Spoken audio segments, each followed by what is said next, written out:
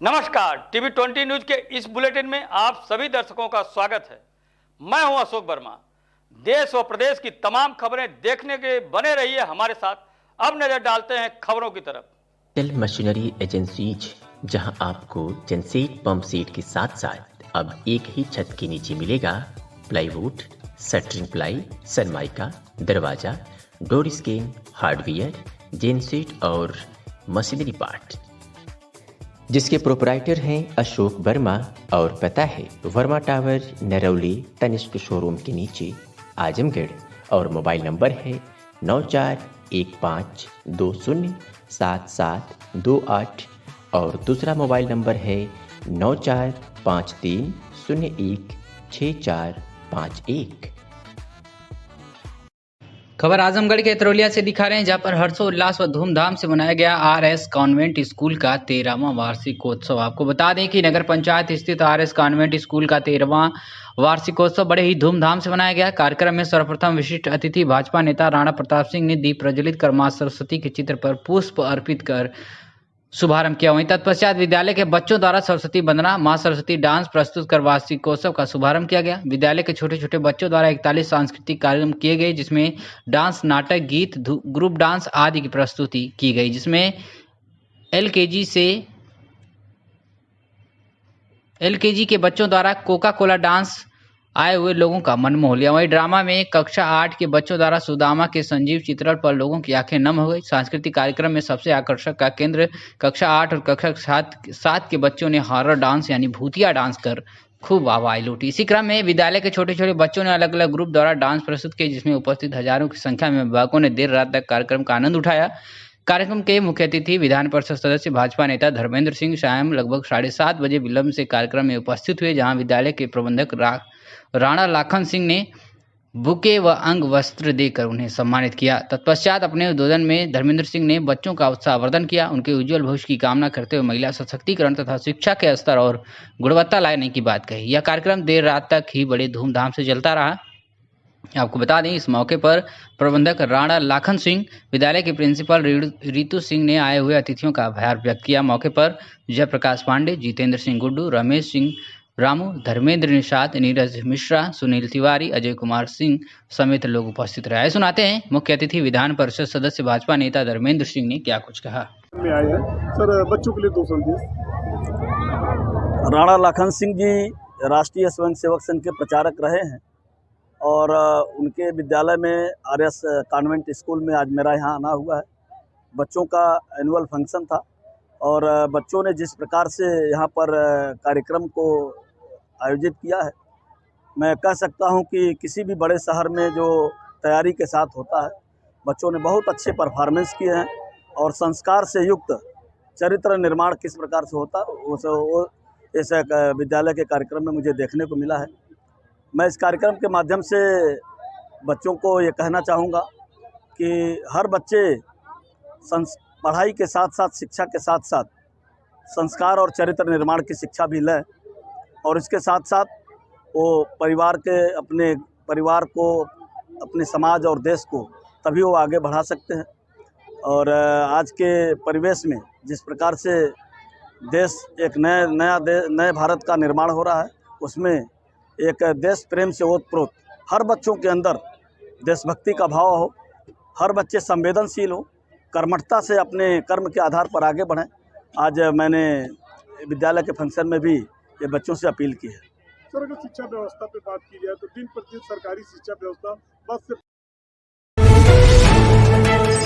से जहां थाना कोतवाली नगर स्वाट टीम द्वितीय की संयुक्त टीम द्वारा 25,000 रुपए का इनामी गैंगस्टर पीयूष गिरफ्तार। आपको बता दें, शशिचंद्र चौधरी, मय हमराजन व स्वाट टीम द्वितीय आजमगढ़ द्वारा मुखबिरी की सूचना पर ग्राम हीरापट्टी से गैंगस्टर एंड का वांछित अभियुक्त पीयूष उर्फ पुष्कर नाथ पांडे पुत्र श्रीधर पांडे ने श्रीनाथ पांडे निवासी हीरापट्टी थाना कोतवाली जनपद आजमगढ़ उम्र लगभग 37 वर्ष को कारण गिरफ्तारी बताते हुए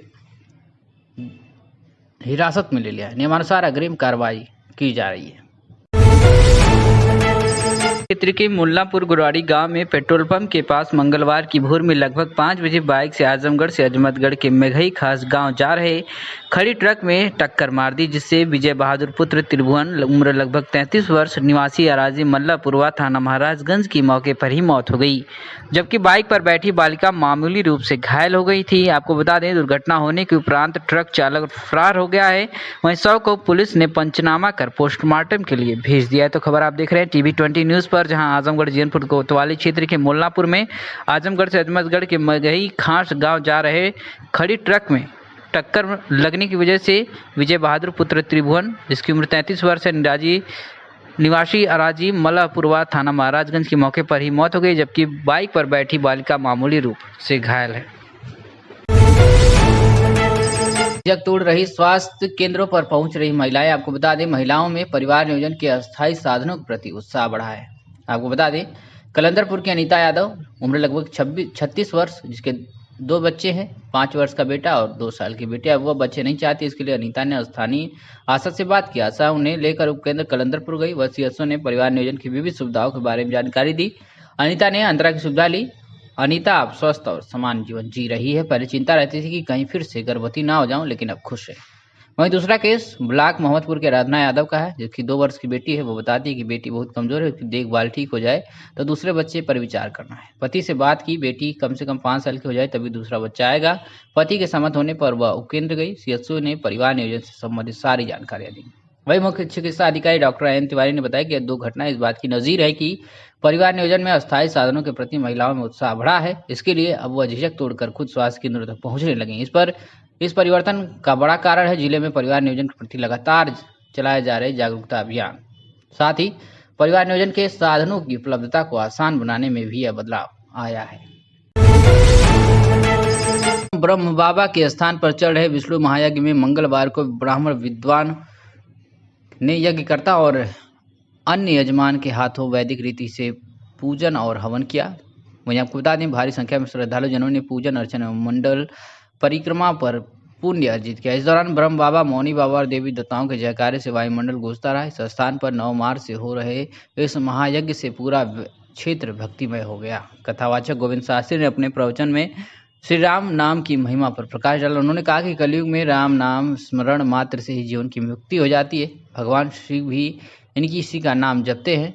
अयोध्या से आए राम मनोहर दास ने नरोत्तम बाबा के कल्याणकारी रूप से ब्रह्मकालीन संत दुर्वासा महामंडलेश्वर मौनी बाबा की सिद्धियों का बखान करते हुए कहा कि सदैव लोगों के कल्याण में लगे रहते हैं।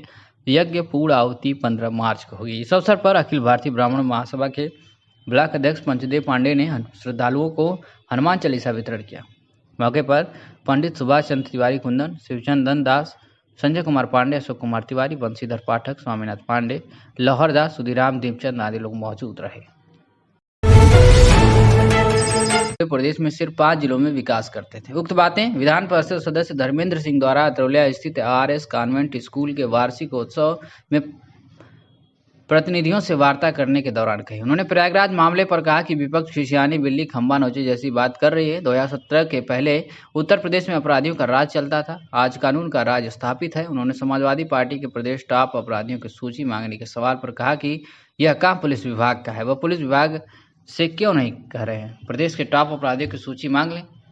वहीं महंगाई के मुद्दे पर उन्होंने कहा कि देश सहित उत्तर प्रदेश का जो विकास हो रहा है वह इन लोगों को राष्ट्र नहीं आ रहा है। इसके पहले पूरे प्रदेश में विकास का पहिया सिर्फ 5 जिलों में घूमता था, आज यह विकास का पहिया पूरे उत्तर प्रदेश के 75 जिलों में समान रूप से घूम रहा है।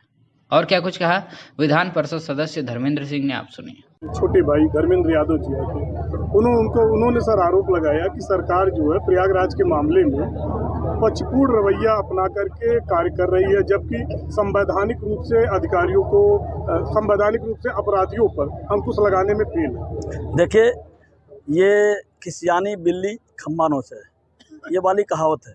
उत्तर प्रदेश के अंदर 2017 के पहले जिस प्रकार से गुंडे माफियाओं को संरक्षण देने का काम समाजवादी पार्टी कर रही थी, मैं कह सकता हूं कि योगी आदित्यनाथ जी की सरकार आने के बाद बड़े से बड़े गुंडे और माफियाओं को नकेल कसने का काम, उनको उनके स्थान पर पहुंचाने का काम उत्तर प्रदेश की सरकार बिना भेदभाव के कर रही है।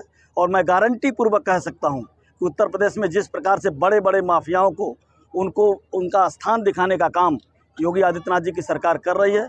आने वाले दिनों में ये कहीं भी नहीं दिखेंगे और इसी प्रकार के आरोप और प्रत्यारोप केवल लगाते रहेंगे। सर, नेता विपक्ष का आरोप है कि हम सरकार से उत्तर प्रदेश के टॉप अपराधियों की सूची मांग रहे हैं, जिसमें सरकार देने में नाकाम है। नहीं, ये टॉप श्रेणी के अपराधियों की सूची उनको देने की कोई ज़रूरत नहीं है। ये काम पुलिस का है, ये सरकार का काम नहीं है। काम जिनका जो काम है वो काम बेहतर ढंग से कर रहे हैं। सर, अगर हम महंगाई की बात करें तो लोग बता रहे हैं कि महंगाई पर अंकुश लगाने में सरकार नाकाम साबित। देखिए, महंगाई पे अंकुश लगाने का या इस प्रकार के विकास की बात, ये केवल कोरी बात है। उत्तर प्रदेश के अंदर वो लोग आरोप लगा रहे हैं जो लोग 5-7 जिलों में विकास का काम करते थे, जो लोग जिनको इटावा, मैनपुरी, सैफई, कन्नौज, रामपुर में विकास का काम दिखता था। आज उत्तर प्रदेश के 75 जिलों में समान भाव से काम अगर हो रहा है, विकास के पहिए को उन 5-7 जनपदों से निकाल करके पूरे उत्तर प्रदेश के 75 जिलों में अगर काम हो रहा है, तो ये केवल और केवल मोदी जी के नेतृत्व में योगी आदित्यनाथ। 3% सरकारी शिक्षा व्यवस्था बद से बदतर स्थिति में होती जा रही है। आज भी सर सरकारी विद्यालयों में बच्चों की उपस्थिति कम से कम होती जा रही है, जबकि प्राइवेट स्कूलों में बच्चों की उपस्थिति ज़्यादा हो रही है। देखिए, आप सरकार कर क्या रही है? देखिए, आपका जो सवाल है, मैं कह सकता हूं कि 2017 के पहले उत्तर प्रदेश के अंदर प्राथमिक विद्यालयों में जो बच्चे पढ़ने जाते थे, उनको किस प्रकार के ड्रेस, जैसे उनके ड्रेस किस प्रकार से रहते थे, उनकी पढ़ाई लिखाई कैसे होती थी, ये उसकी स्थिति लगातार उत्तर प्रदेश में प्रयोग होते रहे। लेकिन जब से मोदी जी की सरकार केंद्र में आई है, उत्तर प्रदेश में योगी जी के नेतृत्व में जो सरकार बनी है, लगातार शिक्षा में की गुणवत्ता में सुधार हो रहा है। लगातार कॉन्वेंट स्कूल की तरफ बहुत सारे ऐसे प्राथमिक विद्यालय जो कॉन्वेंट स्कूल की तरफ डेवलप हो रहे हैं। बच्चों को उनके ड्रेस अच्छे दिए जा रहे हैं, उनको जूता मोजा से लेकर के पढ़ाई के साधन उपलब्ध कराए जा रहे हैं। और एक बेहतर व्यवस्था कैसे हो सकती है, केंद्र में भी नई शिक्षा नीति के माध्यम से लगातार भारतीय संस्कृति को जोड़ करके इसको आगे बढ़ाने का काम हो रहा है। गंज नगर के ज्ञानपुर रोड रेलवे स्टेशन के सामने स्थित प्रशासन द्वारा बनवाए गए आरसीसी सड़क की उखड़ रही गिट्टियों की गुणवत्ता की जांच की मांग को लेकर व्यापार मंडल के लोगों ने प्रदर्शन किया। मंगलवार को व्यापार मंडल के नगर अध्यक्ष श्रीकांत जायसवाल के नेतृत्व में एकत्रित हुए लोगों ने स्टेशन के सामने प्रदर्शन किया। प्रदर्शन के दौरान व्यापार मंडल के अध्यक्ष ने आरोप लगाया कि रेलवे प्रशासन के द्वारा करोड़ों रुपए की लागत से आरसीसी सड़क का निर्माण करवाएं एवं माह में ही नहीं बीता होगा और आरसीसी सड़क की गिट्टियां उखड़ने लगी हैं, जिससे रेलवे यात्रियों व आम राहगीरों को जहां उड़ रही धूल और सड़क पर बिखरी गिट्टियों से दिक्कत हो रही है। वहीं रेलवे प्रशासन से व जिलाधिकारी से मांग किया है कि करोड़ों की लागत से बने आरसीसी मार्ग की गुणवत्ता की जांच करवाकर दोषी ठेकेदार के खिलाफ कार्रवाई की जाए। इस दौरान प्रमुख रूप से व्यापार मंडल के महामंत्री दिनेश उमर, राकेश चंद्र अग्रहरी, राधेश्याम मुन्ना, लालचंद तिवारी, मगरू मोदनवाल, अवनीश मिश्रा, अंकु, रोशन टिंकू समेत व्यापारी व रेलवे यात्री मौजूद रहे। काहे के लिए धरना प्रदर्शन आप लोगों ने किया, क्या है पूरा मामला बताएं। ज्ञानपुर रोड रेलवे स्टेशन यहाँ पे है और कुछ ही 1-8 महीने पहले ये सड़क बनाई गई है, रेलवे द्वारा ठेका दिया गया है। ठेकेदार और रेलवे के अधिकारियों के मिली भगत से ये सड़क का हाल है। आरसीसी रोड बनाई गई है, 13-1 के मसाले से ये रोड बनाई गई है। अभी बताइए, इतना बड़ा ये भदोही जिले का ऐसा रेलवे स्टेशन है जो राजस्व के मामले में नंबर 1 है, लेकिन रोड इस तरह बनाई गई है कि लोगों को 1 महीने नहीं हुआ सारी रोड उखड़ गई। क्या मांग है आपकी? मांग ये है कि ये रोड को कंप्लीट किया जाए, इसकी जांच कराई जाए, ठेकेदार के खिलाफ जो इसमें दोषी पाए जाए उसके खिलाफ कड़ी कार्रवाई की जाए और रोड को फिर से तत्काल ठीक कराया जाए।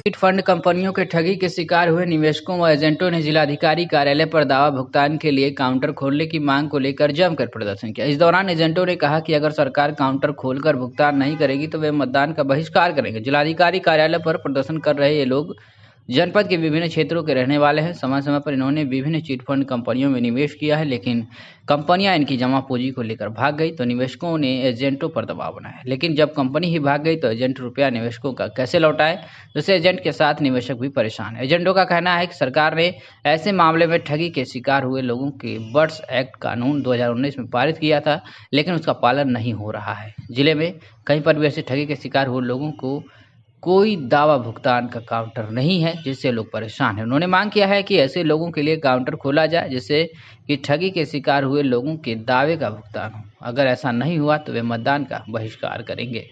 मीडिया से बातचीत करते और क्या कुछ कहा एजेंटों ने, आप सुनिए। 2019 है, इसके तहत हम लोग ने यहाँ दावा के लिए कई बार हम लोग ने एडीएम महोदय से या डीएम महोदय से हमने बात भी किया। उन्होंने आश्वासन दिया कि मैं काउंटर 2-4 दिन के अंदर में खोल दूँगा। ठीक है, हमारे कल की बात हमारी हुई। नहीं तो सरकार क्यों इस मामले को मतलब गंभीरता से नहीं ले रही है? सरकार की देखें, अब सरकार तो 2019 में कानून बना के छोड़ दी है, कानून घूम रहा, आज तक उसका अनुपालना सुनिश्चित नहीं हो पाई। अब तो भाई सरकार की मानसिकता क्या हो तो सरकार समझेगी ना। जब से बीजेपी सरकार है तब से यही सब हो रहा है। धरना प्रदर्शन बस एक्ट को ध्यान में रखते हुए हम लोग कर रहे हैं। सरकार की जो नीति आई है 2019 में बस एक्ट आया है, जिसके तहत ये निश्चित किया गया है कि ऐसे ठगी कंपनियां जो आई हैं और लोगों का ठग कर पैसा ले जाती हैं, 90% इसमें गरीबों का पैसा लगता है। कई एजेंट आत्महत्या कर चुके हैं, कई के ऊपर मुकदमा दर्ज हो गया है। ऐसी स्थिति में सरकार ने संज्ञान में लिया और ये कानून बनाया है, लेकिन इसका अनुपालन नहीं हो पा रहा है। उसी का अनुपालन हो, उसी के संबंध में हम लोग डीएम महोदय को ज्ञापन दिए हैं और मांग कर रहे हैं कि अविलंब काउंटर तहसील लेवल पर खोला जाए और हम लोगों के फॉर्म जमा कराए जाए ताकि भुगतान हो सके और गरीबों का कल्याण हो सके। क्या नाम है आपका? हम तेज बहादुर यादव। अच्छा, आज यहाँ जिला कलेक्ट्रेट में है, क्या मामला पूरा सर? क्या है मामला है सर कि ये पूरे भारत में हम लोगों का कार्यक्रम चल रहा है। माननीय अध्यक्ष जी जो है हमारे उनके निर्देश पे काम चल रहा है और हम लोग चाहते हैं सर कि पूरे भारत में जो है हम लोगों का काम जो है आगे बढ़े और जो कंपनियां ठगी के शिकार हम लोगों को बना करके आज जो भागी पड़ी हैं, कोई कंपनी नहीं पूरे भारत में जो आज चल रही हो। गरीबों का पैसा है, खासकर गरीबों का पैसा है, शादी के लिए, विवाह के लिए, पढ़ाई के लिए लोगों ने रखा था। आज लोग रोक रहे हैं, एजेंट भाई मर रहे हैं। लगभग भारत में 5 लाख एजेंट खुदकुशी किए हैं। क्यों? दबाव में किए हैं सर। आप पत्रकार बंधुओं से भी निवेदन है कि हम लोगों की आवाज को बुलंद करिए और गरीबों का पैसा जल्द से जल्द वापस करवाइए। और हम लोगों का नारा है, पहले भुगतान बाद में मतदान। पहले भुगतान। अधिकारी से मिले, क्या आश्वासन मिला है? जी अधिकारी एक मिनट। हाँ अच्छा ठीक है। हमारे अधिकारी महोदय ने कहा है, आश्वासन दिया है कि आप लोग की आवाज को हम लोग पहुँचाएंगे माननीय मुख्यमंत्री तक, माननीय प्रधानमंत्री तक। हम इसी निवेदन के साथ जो है हम लोग जो है अपना वापसी किए हैं सर। और एक हमारे साथी हैं, हमें सूचना मिल रही है, एक हमारे साथी अपना निवेदन लेके आए थे, जो उनका नाम क्या है, इंद्र प्रकाश चौबे जी को हमारे जो है एसपी साहब बैठाए हुए हैं। आप सभी लोगों से अपील है कि हम लोग अपनी मांग कर रहे हैं, हमें कहीं लड़ाई नहीं करना है, हमें अपने भारत के संविधान के साथ खिलवाड़ नहीं करना है। हमारे मित्र को छोड़ा जाए, हमारी यही तमन्ना है।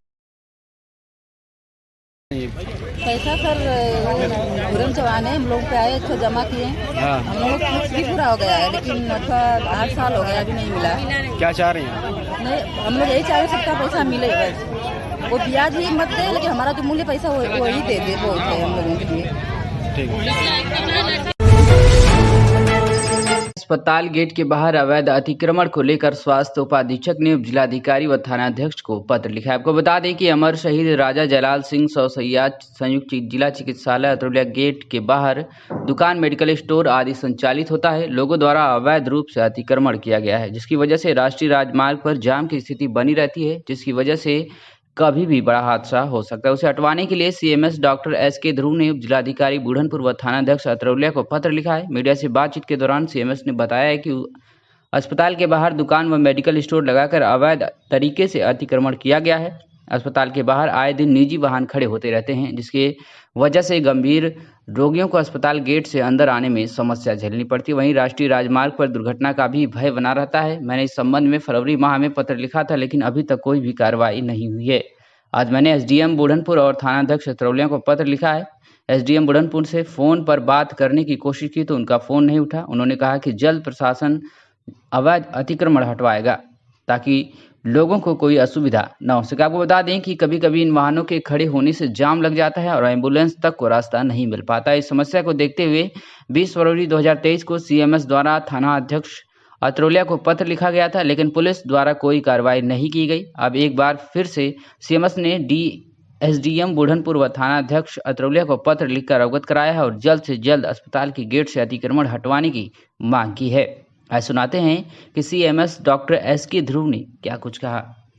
जो हॉस्पिटल है उसके गेट के जस्ट बाहर तमाम दुकानें हैं, मेडिकल स्टोर वगैरह हैं। उसके साथ ही यहाँ पर शाम को क्या पूरे दिन लगभग प्राइवेट बसेस लगी रहती हैं यहाँ पर, जिससे काफी जो है मरीजों को और लोगों को तमाम दिक्कतें होती हैं। क्या कहना है इसको लेकर के आपका?